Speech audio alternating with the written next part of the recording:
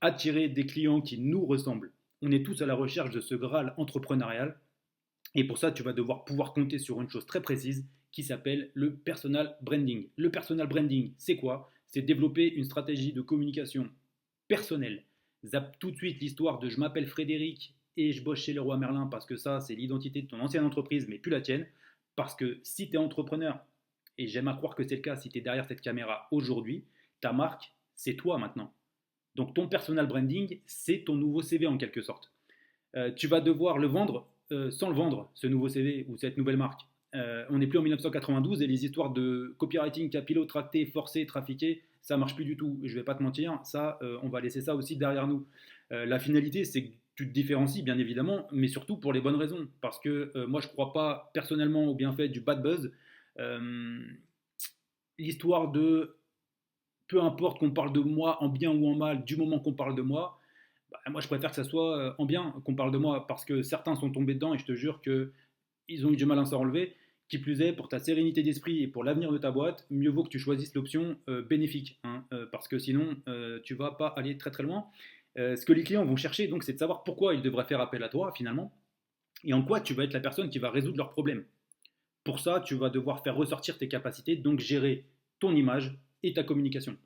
Donner une perception positive de toi sans qu'elle ne soit trafiquée, comme on l'a dit, parce que pour maintenir une cohérence sur le long terme, c'est impossible de s'embarquer dans des mythos. Forcément, tu vas te viander un moment ou à un autre. Et n'oublie pas que ce que veulent tes clients, c'est de pouvoir se projeter sur une collaboration aussi. Donc si tu passes 2 ou 3 heures avec eux par semaine, autant qu'ils aient envie de passer ce moment avec toi, parce que moi personnellement, je ne passerai pas 2 ou 3 heures par semaine avec quelqu'un que je ne peux pas piffrer. Après, tu fais comme tu veux encore une fois.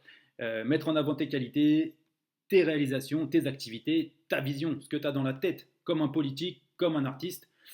Sauf que maintenant, tout ça, c'est largement étendu au domaine entrepreneurial. Donc maintenant, tu peux les imiter, tu peux faire comme eux, mais en plus sincère.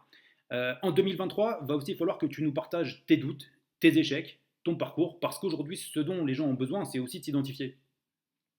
Et personne ne réussit tout ce qu'il entreprend.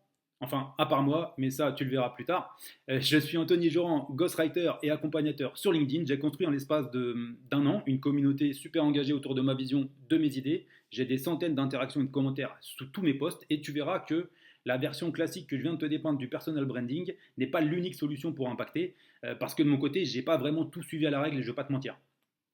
Teasing de ouf pour le grand atelier qui se déroulera du 11 au 14 avril, là, 2023 évidemment.